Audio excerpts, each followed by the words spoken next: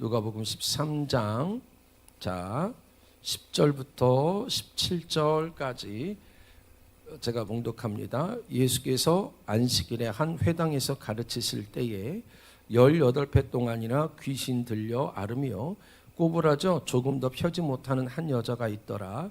예수께서 보시고 불러 이르시되 여자여 내가 내 병에서 놓였다 하시고 안수하시니 여자가 곧 펴고 하나님께 영광을 돌리는지라.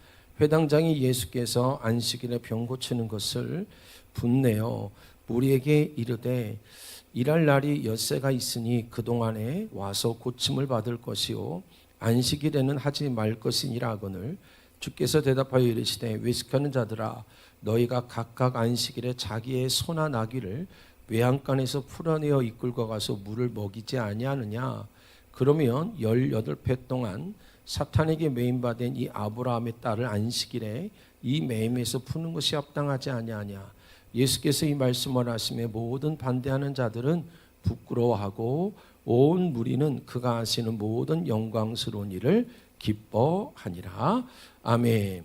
자, 오늘 말씀은 18배 동안이라 여러분 구부러져 굽혀 있었던 한 여자를 고치세요. 근데 그날이 안식일이었고 그 병의 원인을 그냥 여러분 오래 써서 그냥 여러분 오래 우리가 이 세상을 살면서 여러분 몸이 힘들어진 것이 아니라 사탄에 매여 있었다라고 성경은 지금 우리 가운데 얘기를 해요. 그래서 예수님께서 안식일에 그 병을 고치실 때 그 사람들이 굉장히 싫어하지요. 아니 6일이나 있는데 다른 날 고치지 굳이 안식일 날 이 사람을 고치는 이유는 뭐냐. 그러면서 그 고치신 일을 그들을 비난하는 모습을 성경은 우리 가운데 이야기하고 있어요. 왜 주님은 굳이 회당에서 안식일에 이 일을 하셨을까? 여러분 이 일들은 참 그 시대의 사회생활을 좀 먼저 알아야 되는데 그 당시에 여러분 몸이 구부러져 장애나 만성 질환을 갖고 있는 질병이 오면 전부 죄의 결과로 봤어요. 오랫동안 병을 앓거나 약간 장애적인 우리가 이렇게 그냥 평범한 이러한 신체의 구조가 아닌 모든 것들은 뭔가 신이 하나님이 그 인생을 저주해서 이런 결과가 왔다라고 봤어요. 자그마치 몇 년 동안 그랬다 그러죠. 18년 동안 여러분 구부러져 장애를 앓고 있는 그 여자는 바로 죄의 결과라고 누구나 볼 수밖에 없었어요. 그러니까 여러분 죄의 결과를 가지고 있는 그들을 격리할 수밖에 없었던 것이 그 당시의 일이었어요. 더더군다나 안식일에는 아무리 병이 들었어도 병든 자를 치료하지 못하도록 돼 있어요. 룰이 여러분 미시나라는 이 안식일의 규정을 보게 되어지면 응급 환자가 아닌 이상 안식일에 병을 고치는 것은 금지돼 있었어요. 근데 18년 동안 알았으니까 응급 환자는 아니지요. 아무리 그가 위중할지라도 응급이라고 보지 않았던 거예요. 그러니까 여러분 한마디로 여러분 이 영혼은요 짐승보다 못한 대접을 받고 있었어요. 왜 이렇게 얘기하냐면 예수님께서 오늘 누가복음 13장 15절에 보면 소나 나귀를 외양간에서 풀어내어 이끌고 가서 물을 먹이지 아니하느냐. 이 말은 뭐냐면 안식일의 규정 중에 이 미시나에 보게 되면 얼마나 여러분 재미있냐면 여러분 응급 환자가 아니면 치료할 수 없다라고 말하지만 소나 양은요 가서 물을 먹여도 된다라는 규정이 있었던 거예요. 왜냐하면 소나 양은 자기들의 소유였어요. 자기들의 여러분 경제 활동이었어요. 자기의 여러분 어떠한 유익을 주는 존재여서 그들이 그때 물이나 풀을 뜯지 않으면 죽는다는 걸 알았어요. 그러니까 여러분 안식일에 대한 규정, 안식일이 정확히 뭔지를 모르는 그들에게는 이 규정을 지키는 것이 매우 중요했는데 이 규정을 지키는 것으로 자기들의 믿음을 자꾸 인정받으려고 했고 이 안식일이라는 날을 지키는 것을 여러분 믿음이라고 자꾸 얘기를 했어요.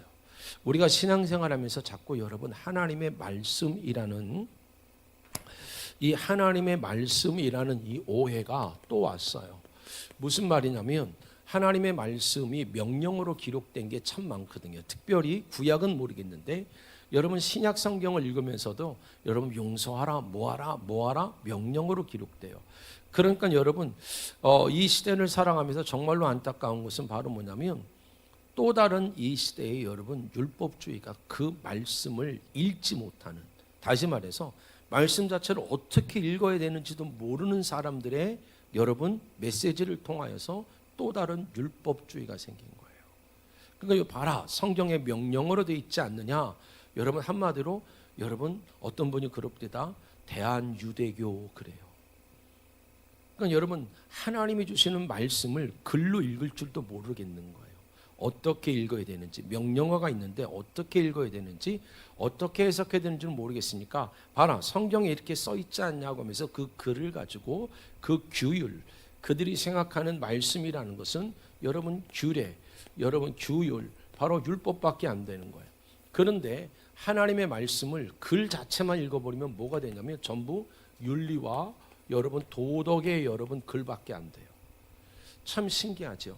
그러니까 여러분 그들은 나는 너보다 조금 더 나은 윤리성과 도덕성을 가지고 하나님께 복을 받을 만한 사람이라고 자기를 증명해내기 시작했던 거예요.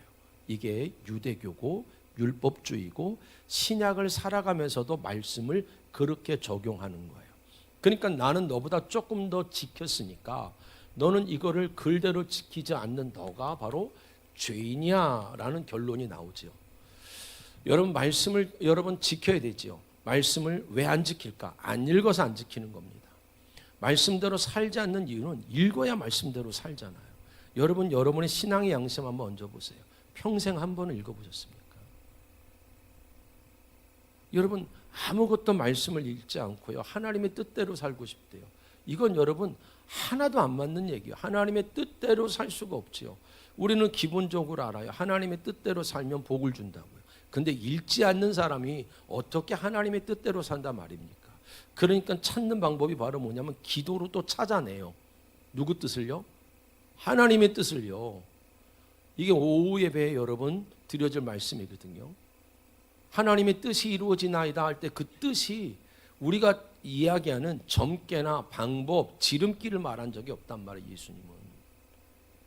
가장 기본적인 하나님의 뜻은 성경이란 말입니다. 근데 성경을 읽지 않고 성경대로 살지 않는데 여러분 하나님께서 나한테 복을 안 주시는데 한번 돌아보셔야 돼요. 말씀은 읽고 계시는지. 말씀을 어디서 들어서 알고 있는 곳과 내가 규칙적으로 있는 곳과는 하늘과 땅 차이예요.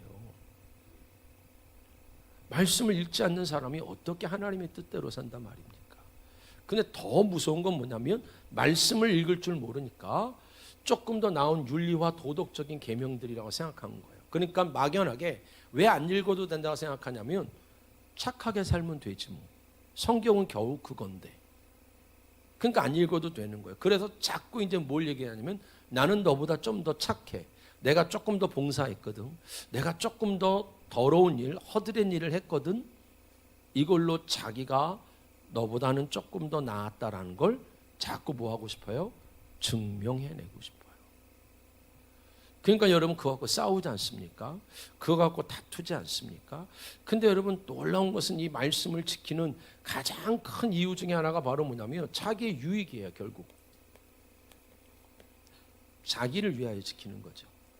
왜냐하면 말씀을 올바로 읽지 못했던 결과가 바로 뭐냐면 여러분 자기의 유익, 자기의 탐심을 위하여 말씀을 지켜내기 시작해요. 여러분 말씀이라는 것이 여러분 하나님의 말씀을 알아듣지 못하고 하나님이시잖아요. 말씀은 하나님과의 여러분 관계가 깨어진 결과가 바로 뭐냐면 죄입니다. 다시 말해서 여러분이 말씀을 지켜야 되는, 말씀을 따라가야 되는 가장 큰 이유가 뭔지 아십니까? 관계가 회복되기 위해서요. 여러분의 형제와 관계가 회복이 안 되지요. 말씀을 안 읽고 안 지키니까요. 여러분에게 사업자의 여러분 사업장의 관계가 회복이 안 되지요. 말씀을 안 읽고 안 지키니까요. 말씀은 다른 게 아니에요. 관계를 회복하기 위함이에요. 아멘 하시옵소서. 여러분 사업을 하는데 독불장군으로 잘 되는 여러분 일확천금을 누리는 여러분 이력을 누가 사업이라고 말합니까? 이건 사업이 아니라 도박이죠. 여러분 말씀을 지키는 것은 전부 여러분 관계가 회복되는 거예요. 가장 먼저 누구와의 관계겠어요? 하나님과의 관계예요. 하나님과의 관계가 회복돼야 은혜가 오죠. 하나님의 관계가 회복된다는 것은 그 말씀을 따라 여러분 올바로 살 때 오는 특징은 뭐냐면 사람과의 뭐가 회복돼요? 관계예요. 왜 사람들이 하는 목사님, 사모님, 사람들이 우리 집을 싫어해요. 아니요, 그렇게 얘기하지 말아 보시고 말씀을 나는 어떻게 지키고 있나 생각해 보셔야 돼요. 그 사람은 그 사람이고 나는 말씀을 읽나? 말씀대로 지키고 있나? 말씀대로는 살고 있나? 여러분, 말씀은 그냥 단순히 나의 어떠한 탐심을 채우기 위한 도구가 아니란 말입니다.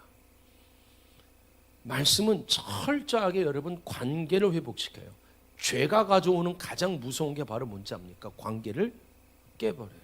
여러분에게 이렇게 신방을 가고 주께로 나오라. 여기 더 앉는 거 무슨 의미가 있어요? 여기 몇 사람 더 앉는 게 무슨 그렇게 소중한 가치가 되겠어요? 왜냐하면 관계가 깨져버렸는데 하나님이 주려고 했던 복을 주시겠냐는 거예요. 관계가 깨져버리는데 사람이 되돌아서겠죠. 사람이 속이겠죠. 사람이 무너지겠죠. 하나님이 여러분 일반적인 가장 기본적인 여러분 복을 주려고 해도요. 여러분 그 관계 안에서 받질 못하니까 점점점 어떻게 되냐면 독불장군이 돼요. 왜요? 관계를 맺지 못하니까 사회성이 없어요. 그러니까 여러분 이게 되게 무서운 거예요. 그러니까 여러분 이 관계에 대한 이 관계는 신뢰라는 게 생기거든요. 신뢰. 자, 보세요. 제가 아이들을 키우고 저희 집사람과 살아요. 또 연인들이 여러분 연애를 해요. 가정을 이루어요. 가정을 이루었어요.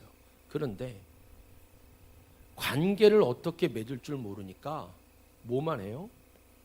제어만 해요. 하지마, 하지마, 하지마, 하지마, 하지마. 네가 뭔데?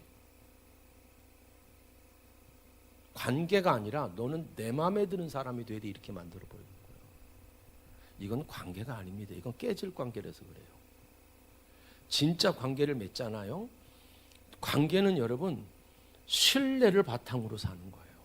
아멘 하시옵소서. 이 사람이 뭘 하든 믿어져야 이게 여러분 신뢰고 사랑이지.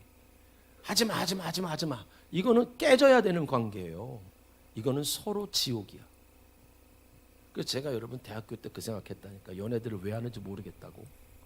저 지옥 같은 걸 그냥 두루두루 만나지. 우리 청년들아, 두루두루 만나길 축복한다. 응? 제발. 이거 플러팅이야. 이건 서로 괴로운 거예요. 뭔데 여러분 누가 기준인 거예요? 관계. 나잖아. 진짜 그 사람을 좋아하잖아요. 나 중심입니까? 그 사람 중심입니까? 재미있는 건 널 위해서 그런데 쓸데없는 소리를 너 없어도 잘 살았어 지금까지. 아멘 안 할 줄 알았습니다. 너 없어도 잘 먹고 잘 살았어. 너 때문에 힘들디야. 여러분 승리야 잘 만나야 돼. 응? 성은이도 이래라 저래라 사람 만나면 평생 이거 못한다. 좋을 때나 하지. 한 1, 2년 하다 마는 거지. 못해요.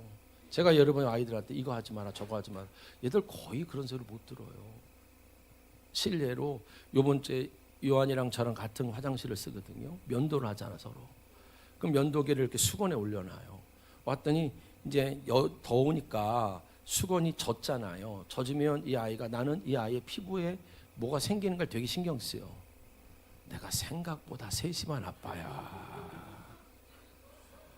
진짜로 신경 쓰여서 제가 뭐 했냐면 금요일 날 쿠팡으로 알루미늄으로 된 식기건조기처럼 이렇게 뜬 걸 시켰어요. 그거 왜 시켰겠어요? 왜냐면 이게 수건이 조금만 젖은 상태로 지금 갔을 때 오래 가면은 오히려 면도하면 점점 독이 생길 거 아니에요. 남자들은 이해한단 말이에요. 물론 수염이 없는 남자들도 있어. 근데 그러니까 여러분 봐봐요. 야 요한아 수건 좀 바꿔놔야지. 수건 다 젖었잖아. 아니 이렇게 말하는 게 쉽겠습니까? 아니면 그게 건조가 될 수 있도록 알루미늄으로 된 거를 여러분 가장 의료기기에 쓰는 걸 갖다 놓는 게 맞겠어요? 근데 안 그래요. 네가 고쳐야지 이렇게 얘기한단 말이에요. 그런데 관계라는 건 그 사람을 중심으로 맞춰주는 거예요. 아멘. 그 사람을 중심으로. 하나님과 나와의 관계는요 나 중심이 아니에요. 누구 중심이에요? 하나님이요. 그래서 반드시 여러분 사랑하는 사람이 바보가 돼요. 뭐가 된다고요? 바보요. 사랑하는 사람이 바보가 되지 사랑하는 사람이 제어하는 건 거짓말입니다. 그래서 사랑하는 사람이 손해를 보고 사는 거예요. 사랑하는 사람이 수고를 하는 거예요. 아멘 하시옵소서. 사랑하는 사람이 바보가 되는 거예요, 원래. 아멘. 왜냐하면 기본적으로 뭘 중심으로? 신뢰. 여러분이 말씀을 지키는 이유는 딱 하나입니다. 잘 먹고 잘 살려고 하는 것이 아니라 하나님과 나와의 관계 속에 그 관계가 점점점 큰 믿음이라는 게 쌓여야 때로는 우리 삶이 흔들릴 수도 있고 자녀들이 마음대로 안 될 수 있고 건강이 마음대로 안 될 수 있어도 그 하나님에 대한 신뢰라는 건 믿는 기간이라는 게 필요하잖아요. 믿는 이 기간 속에서 쌓여지는 신뢰는요, 더 이상 흔들리지 않을 만큼의 내 인생을 회복시키는 줄 믿기를 주님의 이름으로 축원드렸어요. 그런데 오늘 말씀이 왜 이렇게 시작되냐면, 자, 누가복음 13장 2절을 같이 보세요. 자, 누가복음 13장 2절입니다. 자, 같이 한번 읽어봅시다. 시작. 대답하여 이르시되 너희는 이 갈릴리 사람들이 이같이 해받음으로 모든 갈릴리 사람들보다 죄가 더 있는 줄 아느냐. 3절. 너희에게 이르노니 아니라 너희도 만일 회개치 아니하면 다 이와 같이 망하리라. 아직도 하나님 말씀을 어떻게 지켜야 되는지 모르니까 그들이 이미 예수가 왔음에도 불구하고 망대가 무너졌어요. 삶이 무너졌어요. 사업이 무너졌어요. 아이들의 뚫고 나가야 될 장래가 생각맞지 안 열렸어요. 그랬더니 야, 네가 우리보다 뭐가 많아서요? 죄가 많아서 이런 거 아니야? 라고 시작한 거예요. 죄가 많아서 이렇게 되니까 반드시 뭐 해야 돼? 회개해야지. 이렇게 얘기를 하는 거예요. 여러분 많이 들어봤지요? 예수를 믿으면서도 여러분 이런 패턴의 삶을 여러분 계속 살아내고 있는 거예요. 죄가 많으니까 뭐 해야지? 회개해야지. 그런데 주님이 거기다가 뭐라고 말하냐면, 자, 5절 보세요. 자, 5절 오늘 말씀 잘 들어보세요. 이제 사도행전 끝나서 여기저기 복음서 가지고 설교할 건데 5절. 자, 시작. 너희에게 이르노니 아니라 너희도 만일 회개치 아니하면 다 이와 같이 망하리라. 왜요? 너희 중에서도 이 계명을 올바로 알아듣고 지킨 자가 다 있다 없다? 없지 않느냐. 그 사람들만 죄가 더 많아서 어려운 것이 아니라 그런 식으로 따지면 너희는 다 망할 것이야. 여러분 사도 바울이 쓴 여러분 서신서가 참 많죠. 사도 바울의 인생 속에 보게 되어지면 그의 여정을 제가 여러분 금요철 때 잠깐 여러분 설명해 드렸지만, 여러분 그가 하나님께 부름을 받아요. 부름을 받아서 아나니아를 통하여 눈을 뜨잖아요. 그렇죠? 눈을 뜬 다음에 바로 쓰임 받았으면 참 좋았을 것 같아요. 근데 14년 만에 쓰임 받아요. 몇 년이요? 14년이요. 누구나 다 바로 쓰임 받을 줄 알아요. 그렇지 않아요. 14년 동안 아무것도 없는 세월을 보내요.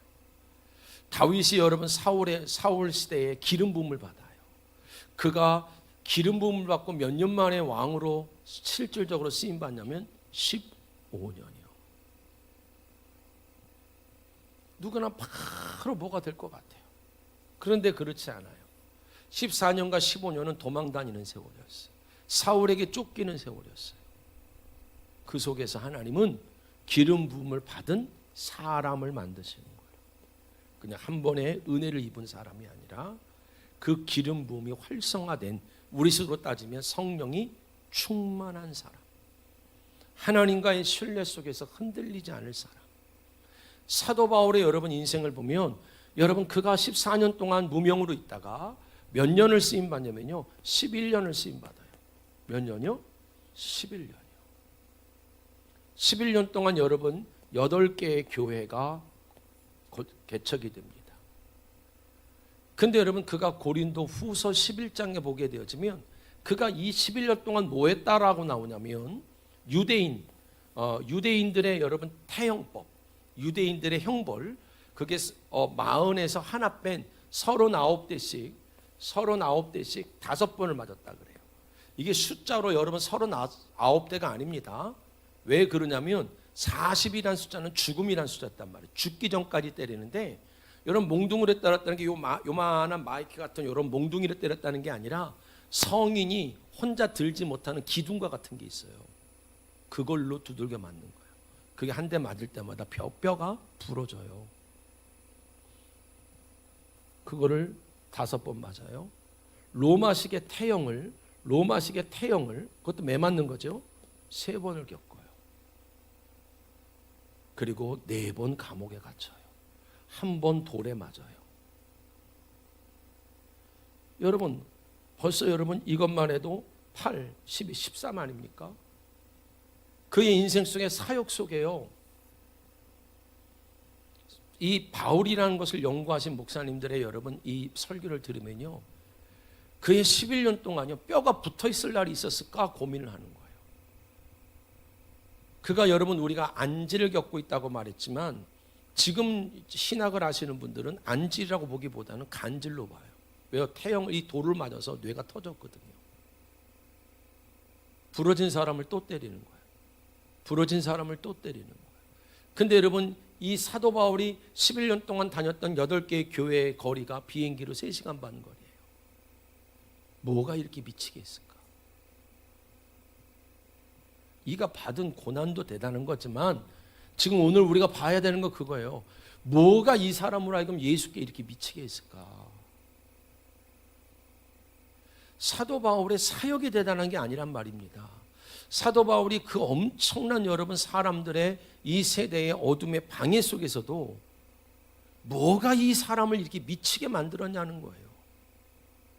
여러분 우리에게 없는 게 이 미치게 만드는 내가 이 미친 듯이 살아야 되는 비전이 없는 거예요.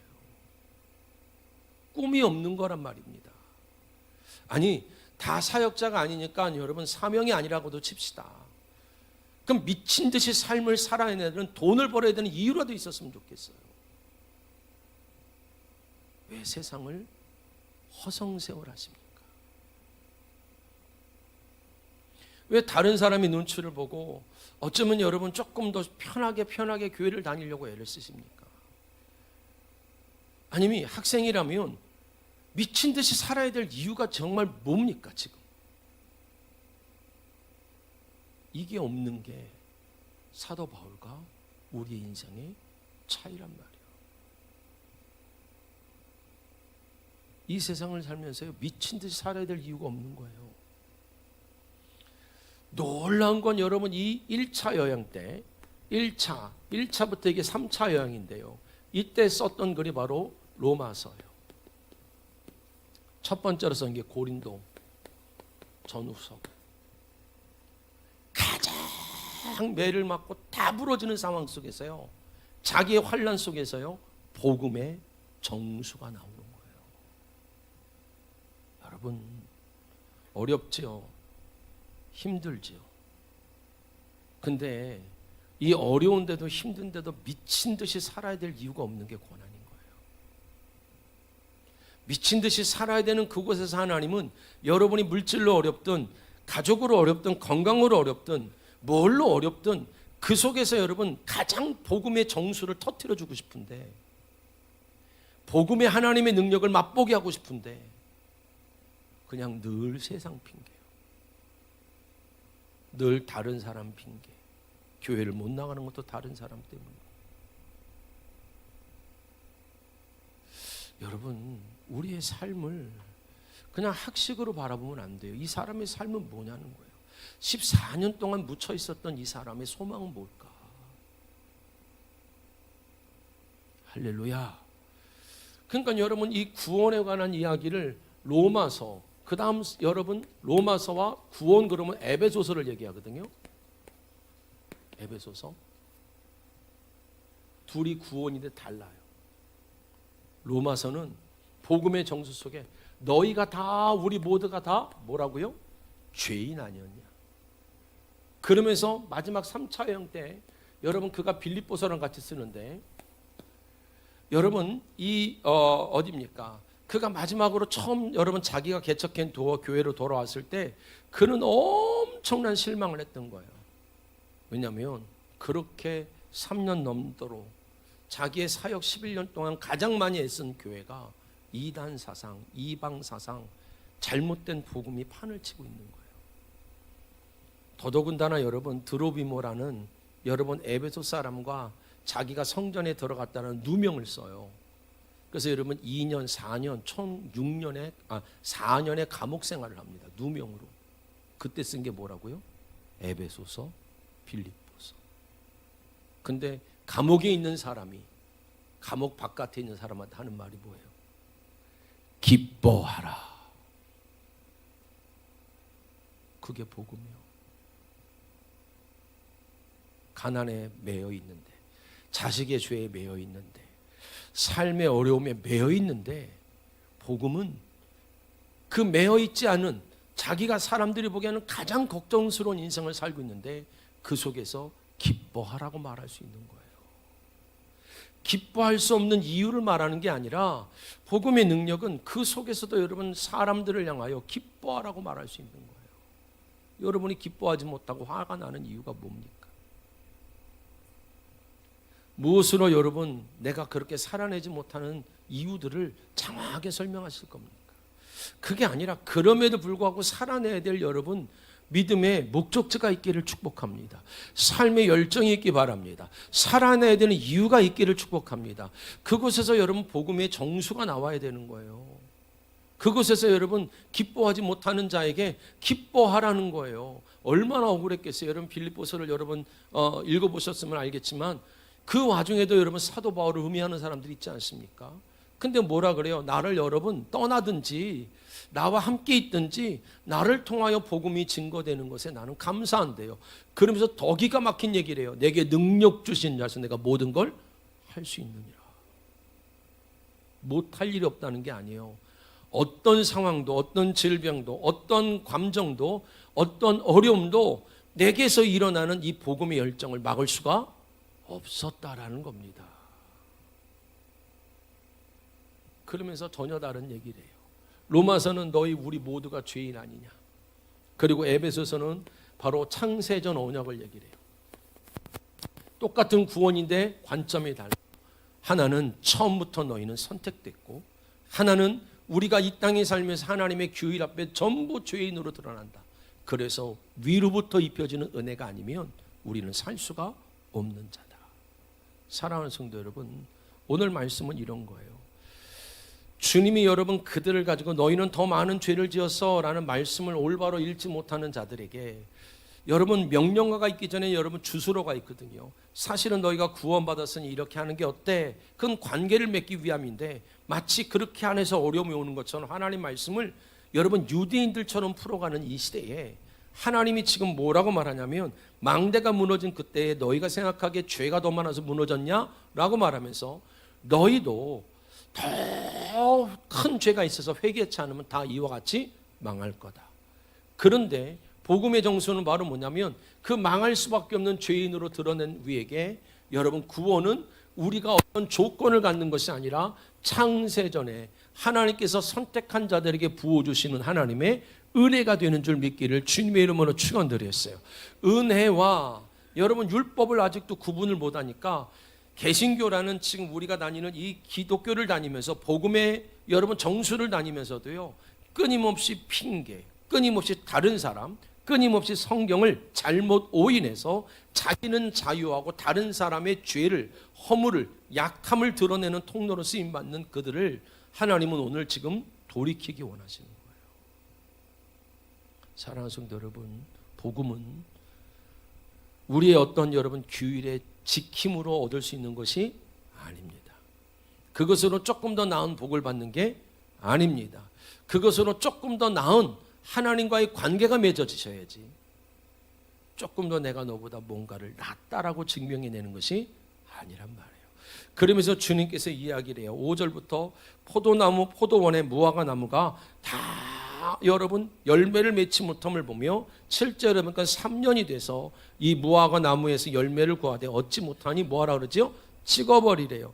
그랬더니 8절에 뭐라고 말하냐면 그 농부가 와서 대답하여 이르되 주인이여 금년에도 그대로 두소서 내가 두릅하고 거름을 주리니. 자, 주님이 뭐라고 말하냐면 자, 믿음이라는 것은 너희가 해내는 것이 아니라 여러분 이 열매는요 누가 맺히겠대요? 농부가요. 하나님이 지금 여러분 놀라운 얘기를 하는 거예요. 너희는 스스로 열매 맺을 수 없어. 찍어 죽어야 되는 자야. 너희가 남들보다 몇 개를 더 지켰는지 모르겠고 너희가 아는 상식으로 읽지도 못하는 성경으로 교회를, 사람을, 세상을 비관적으로 본다 한다면 너희 또한 내가 갖다 대는 말씀으로 너희는 죽어야 마땅할 거야. 그런데 은혜라는 건, 복음이라는 건 너희가 지켜서 조금 더 나은 걸 증명하는 것이 아니라 땅을 파고 거름을 주는 바로 은혜의 노동을 친히 하나님이 시작했음을 믿기를 주님의 이름으로 축원드리겠어요. 구원은 여러분 누구로부터 시작되는 거라고요? 하나님께로부터요. 그래서 빌립보서 1장 6절에 있는 말씀처럼 그리스도 예수 안에서 여러분 너희 안에 선한 일을 시작하신 이가 그리스도 예수의 날까지 이루실 줄 믿으라 라고 얘기를 한 거예요. 하나님이 친히 거름을 주고 노동을 하시겠다라는 거예요. 이제 그 이야기를 주님이 쭉 하시면서 오늘 여러분 11절을 같이 봅시다.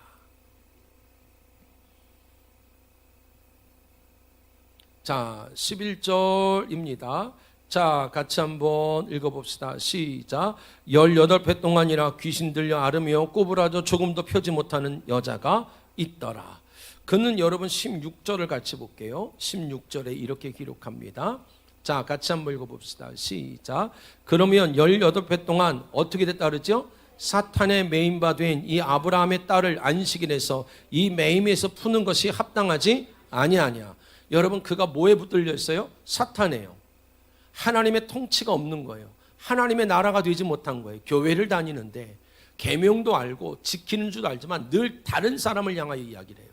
그래서 내가 예배 드릴 수 없는 이유는 이런 것이고 교회를 다닐 수 없는 이유는 이런 것이고 그럼에도 살아야 될 이유가 있는 것이 아니라 방황하는 이유만 이야기하고 삶을 허비하는 이유만 이야기하는 이들에게 하나님이 너에게 진짜 하나님의 나라가 임한 거 맞아?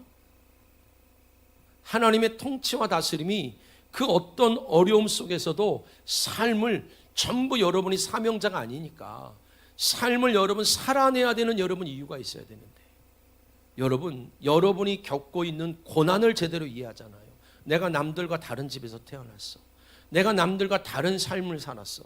이걸 여러분 성경으로 하나님이 주시는 은혜로 이해하잖아요. 그것이 여러분의 사명이 되는 겁니다. 고난을 이해를 못하니까 사명이 없는 거예요.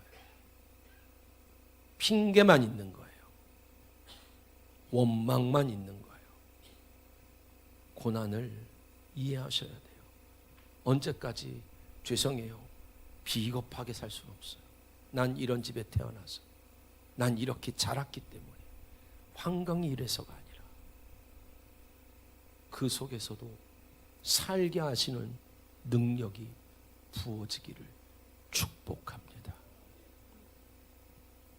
여러분의 선택으로 그런 가정에서 안 태어났다면 여러분이 선택한 삶이 아니기 때문에 내가 원하지 않는 삶의 시작이 있었다 할지라도 복음은 나를 끌고 가는 힘입니다. 나로 하여금 여러분 무엇인가를 향하여 여러분 미친 듯이 살게 하는 힘이 있어야 기독교인이에요. 기독교인은 맥없이 세상을 방종이라는 걸 자유로 착각해서 제 마음대로 사는 게 아니란 말입니다. 사랑하는 성도 여러분, 삶을 성실하게 사십시다. 가정을 성실하게 꾸려가십시오. 여러분 직장 생활을 성실하게 하기를 주님의 이름으로 축원드렸어요. 왜냐하면 여러분이 살고 있는 그곳이 여러분을 만들어가는 채석장이기 때문에 그렇습니다. 나를 다듬고 깎고 하나님께서 원하시는 모습으로 만들고 있기 때문에 그 속에서도 여러분이 복음을, 그 속에서도 여러분의 행위에 대한 책임이 아니라 자유에 대한 여러분 책임이 있기 바랍니다. 여러분 어떤 분이 그럽니다. 요즘 한참 뜨는 편집자 있죠. 김민경인가 강민경인가 성을 잘 모르겠는데 자기가 여러분 직장을 처음 들어갔을 때 연봉이 얼마나 있으면 좋을까요? 라고 물어봤더니 많이 받으면 좋죠 그랬는데 이제 실제로 많이 받잖아요. 유튜브라는 걸 해가지고 방송을 출연해서 많이 받으면서 깨달았대요. 많이 받는 게 좋은 게 아니네. 이 돈은 많이 받는 것만큼 스트레스가 생기네. 우린 많이 안 받아봤으니까 아직은 잘.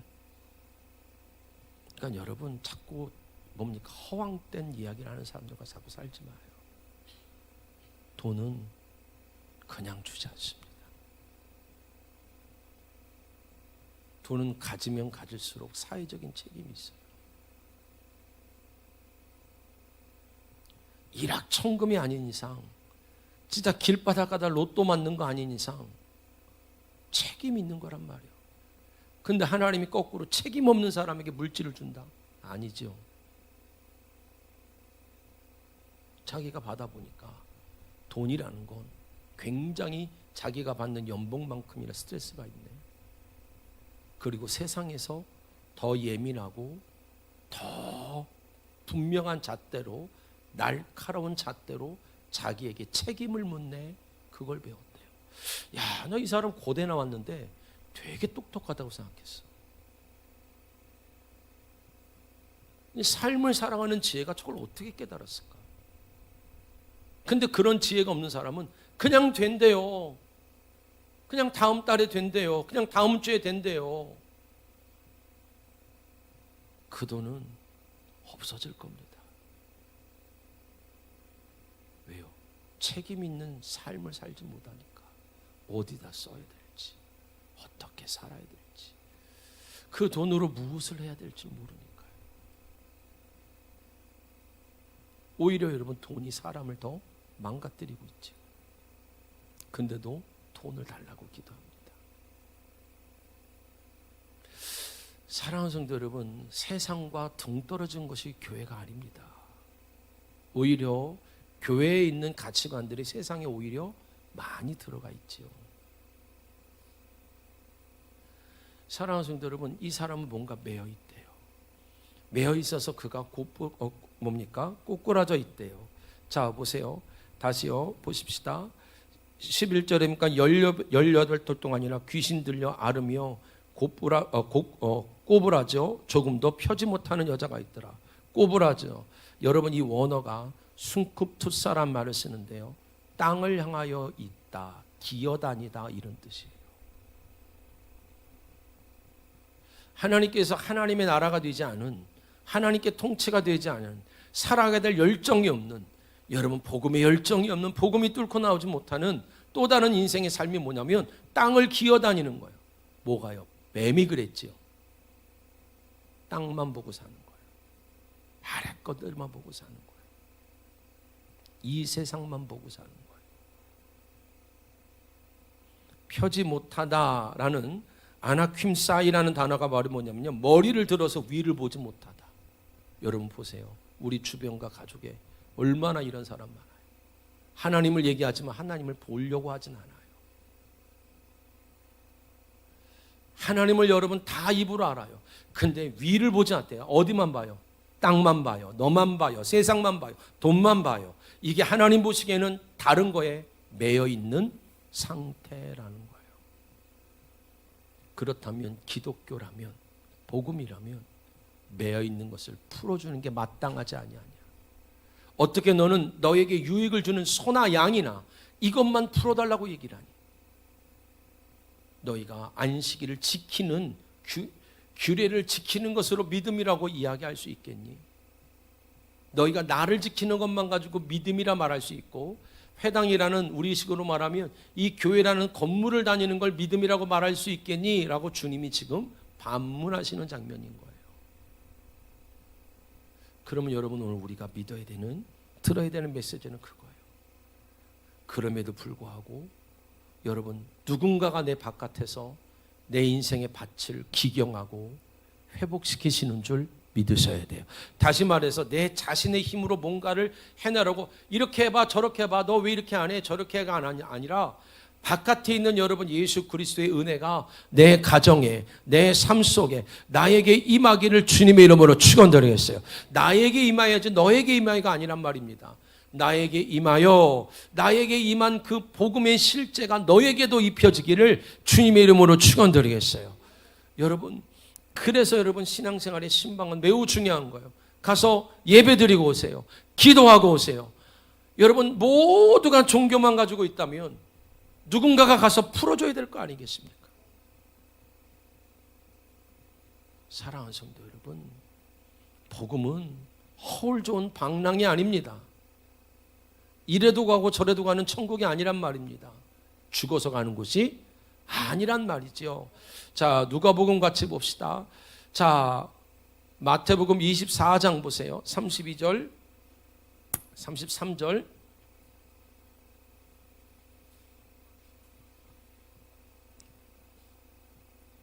자, 같이 한번 봅시다. 시작. 무화과 나무의 비유를 배워라. 그 가지가 연하여지고 잎사귀를 내면 여름이 가까운 줄 아나니 이와 같이 너희도 모든 일을 보거든 인자가 가까이 문 앞에 이른 줄 알라. 저 인자는 누굴까요? 예수님이겠죠. 그렇죠?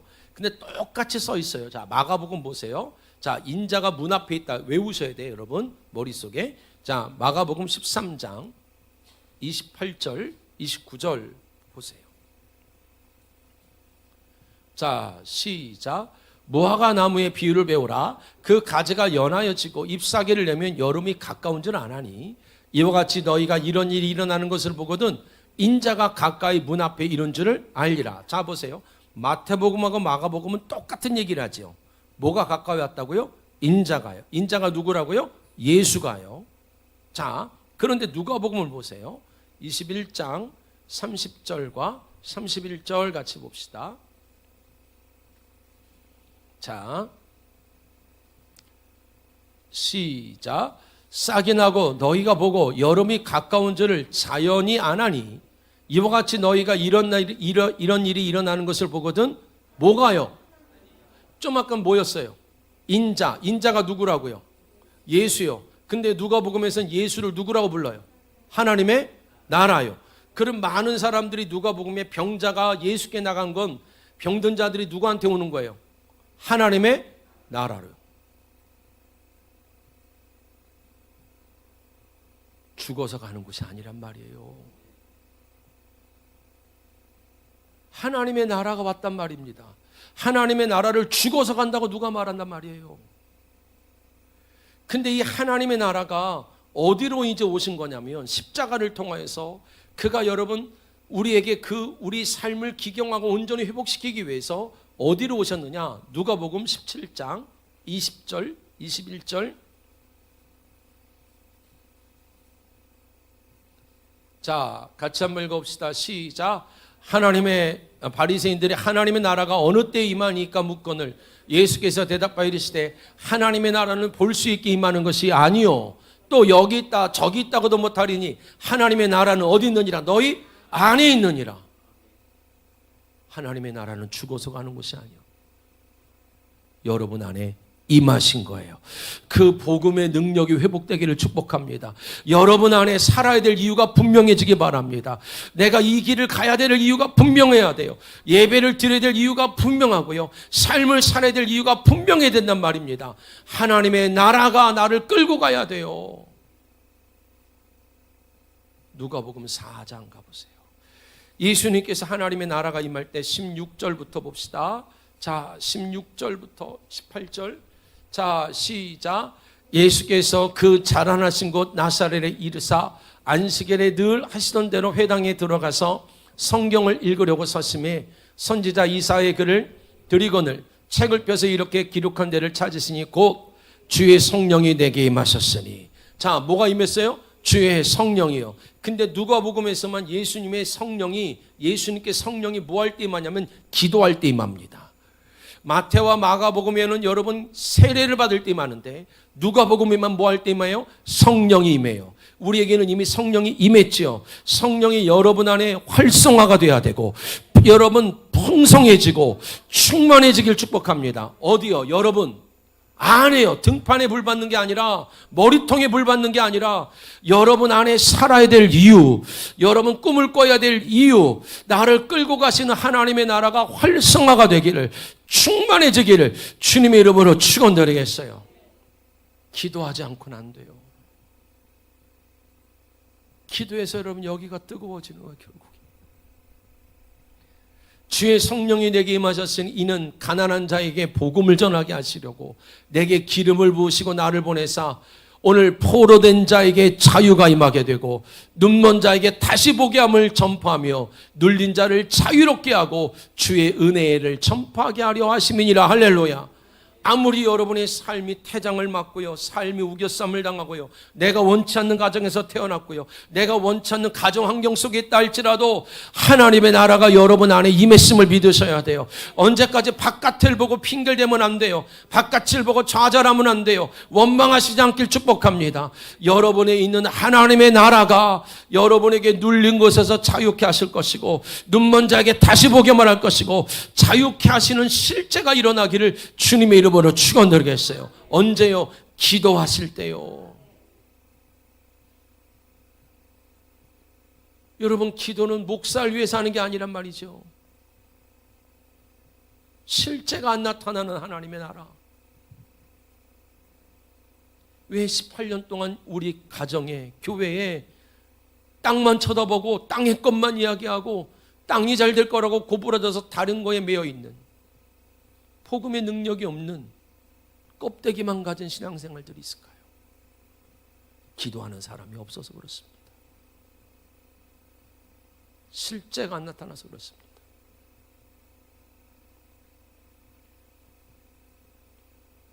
근데 몇 년이라 그러죠? 18년. 히브리 사람들에게 6년이라는 세월은요, 6이라는 숫자는요, 인간의 날을 말해요. 다시 말해서 이 매여 있는 날, 사망이, 음란의 영이, 가난의 영이, 중독의 영이, 죄의 영들이 붙들고 있는 날이 3번이라는 거예요. 그럼 숫자 3은 뭐예요? 완전 수죠. 네 눈에는 아직도 가능성이 있어 보이냐? 스스로 나올 수 있다고? 주님이 우리한테 물어보는 거예요. 너희들의 눈에는 스스로 그가 허리를 펴서 하늘을 볼 수 있거라고 믿어져서 기다리냐? 진짜 여러분 그래서 기다리시는 거예요? 기도하셔야 되는 거 아니에요? 피곤하십니까? 진짜 여러분 허리를 펴서 주를 볼 거라고 믿어지는 거예요? 아니요. 추가하셔야 됩니다. 추가하셔야 돼요. 여러분의 삶에 더 이상 핑계거리가 아니라 내 인생의 허리를 펴시고 주를 보게 하실 하나님 앞에 이미 하나님의 나라가 임한 저와 여러분에게 문제 해결을 뛰어넘어 오늘 하나님의 나라가 되시기를 주님의 이름으로 축원드리겠어요. 하나님의 통치와 다스림이 있기를 기도하셔야 돼요. 사랑하는 성도 여러분, 주님이 오늘 말씀하십니다. 12절 보십시다.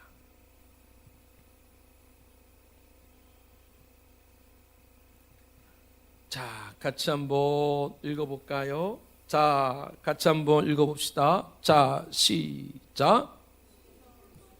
보시고 불러 이르시되 여자여 내가 내 병에서 놓였다 하시고, 이게 은혜의 시작이에요. 그 사람은 예수를 볼 수가 없었어요. 기대도 하지 마세요. 기다릴 것도 없어요. 여러분이 기도하기 싫어서 기다린다면 18년이 가는 거예요. 여러분 실제가 되셔야 됩니다. 근데 누가 보세요? 주가 보시는 거예요. 오늘 누가 보세요? 주가 보시는 거예요. 주가 보시는 거예요. 주가 여러분의 남편을 보고 계시고, 주가 여러분의 자식들을 보고 계시고, 주가 여러분의 형제를 보고 계시고, 기도하기 싫어서 기다리고 있는 나도 보고 계신단 말입니다. 주가 보시는 거예요. 그리고 주님이 우리한테 가능성을 안 둬요. 그게 은혜요. 원인이 없는데 오는 거야. 원인이 없는데 오늘 임하는 거예요. 여자여 내가 내 병에서 뭐였다고요? 놓였다라는 거예요. 이게 여러분 얼마나 큰 은혜냐면 완료 수동태를 써요. 아필리오라는 말을 써요. 여러분 자유케 된 줄 믿습니다. 석방된 줄 믿습니다. 회복된 줄 믿습니다. 16절 가보세요. 자, 16절. 자, 시작. 그러면 18배 동안 사탄에게 매임받은 이 아브라함의 딸을 안식일에서 이 매임에서 푸는 걸 리오라 그래요. 이제 하나님께서 뭐라고 말하냐면 예수 안에서 십자가에서 완전히 자유케 된 줄 믿지요. 근데 네가 풀어야 될 것 아니야 이 뜻이에요. 주가 여러분의 남편을 풀어놓으셨음을 믿으셔야 돼. 그 사람의 행위가 어떠하든, 그 사람이 이 계명을 지키든 안 지키든 창세전에 하나님이 언약하신 자녀라면 그 사람은 지금 죄인으로 드러나는 게 당연해요. 그 사람은 18년 동안 꼬부라진 걸로 드러나는 게 당연하다고요. 그런데 하나님의 은혜가 오늘 하나님의 나라가 된 저와 여러분을 통하여 강력하게 임하기를 주님의 이름으로 축원드렸어요. 그게 우리가 이 땅에 있는 중보의 사명이잖아요. 중보하기 싫어서 기도하기 싫어서 기다려달라는 건 아니에요. 그건 여러분 나 또한 속고 있고 나 또한 여러분 어둠에 붙들려 있어서 그래요. 그렇지 않습니다. 오늘 여러분 풀어놓으신 예수 그리스도의 실제가 여러분의 가족 속에 실제가 돼서 풀어지고 일어나기를 주님의 이름으로 축원드렸어요. 그러면서 뭐라고 말하냐면 다시 보세요. 자 어디를 보냐면 11절 다시 보세요. 11절입니다. 같이 한번 읽어봅시다. 11절 시작. 18배 동안이나 귀신 들려 앓으며 꼬부라져 조금도 펴지 못하는 자가 한 여자가 있더라. 펴지 못하다라는 말을 거꾸로 넣으면 편단 얘기잖아요. 오늘 여러분, 저와 여러분의 중보의 기도, 말씀의 순종, 왜요? 하나님과의 관계가 여러분이 깊어져야 의의 옷을 입었잖아요. 이 의의 옷을 입은 자들이, 의의 옷이 분명한 자들의 기도가 능력이 있단 말입니다. 여러분이 분명하게 날마다 하나님 말씀을 순종해 나가길 축복합니다. 그래서 하나님과의 관계가 여러분의 의의 옷으로 충만해져서 엘리사가 엘리야의 겉옷을 입었다는 얘기가 이런 말이에요. 내가 하나님과의 관계, 사람과의 관계가 회복되는 열매들을 보면서 하나님 정말 나와 함께 계시네. 하나님이 정말 나에게 이 은혜를 주셨네. 그래서 하나님 이제는 우리에게 주신 여러분 이 기도라는 하나님의 놀라운 은혜로 그 펴지 못하는 자를, 일어서지 못하는 자를, 땅에 기어다니는 자를, 뱀처럼 땅만 바라보고 여러분 갤갤거리면서 세상을 욕하면서 음행과 탐욕과 술취함과 더러움으로 기어다니는 자들을 펴 세워내기를 주님의 이름으로 축원드리겠어요. 주님이 말하는 거예요. 이 펴다라는 단어가 바로 세우다는 아노로두라는 말을 쓰는데요, 재건하다, 다시 세울 수가 있습니다. 사랑하는 성도 여러분, 무너진 가정 다시 세울 수가 있습니다. 깨진 여러분 내 삶 다시 재건하는 게 신앙인 겁니다. 구원받은 것으로 끝나는 것이 아니라 구원의 실제가 일어나기를 주님의 이름으로 축원드리겠어요. 사랑하는 성도 여러분, 살아야 될 이유가 있으면 좋겠습니다. 정말로 여러분 사방이 여러분 둘러싼 그곳에서도 사도 바울을 끌고 가신 그 하나님의 열정이 있었으면 좋겠어요. 최선을 다해서 사십시오. 땀 흘리며 사십시오. 그게 성령을 받은 사람들의 삶입니다. 하나님이 주신 복음을 믿으십시오. 더 이상 핑계대지 말고, 더 이상 여러분 다른 사람, 환경, 태어난 곳, 태어난 가정을 얘기하지 말고 그곳에서도 복음의 능력을 맛보셔야 됩니다. 그리고 이제 저와 여러분을 통하여 도무지 일어나지 않을 것 같은 자들 기다려주는 것이 아니라 찾아가십시다. 보고 그들을 세워 펴서 일으키는 복음의 능력이 말씀을 온전히 순종하는 여러분에게, 그리고 그 순종을 통하여 하나님의 복음의 능력을 입은 여러분의 기도를 통하여 펴지 못했던 자를, 기어다니는 자를, 땅에 끌려다니던 자들을 여러분 온전히 주를 보게 만드는 여러분 복음의 능력이 저와 여러분에게 있기를 주님의 이름으로 축원드리겠습니다. 기도합시다.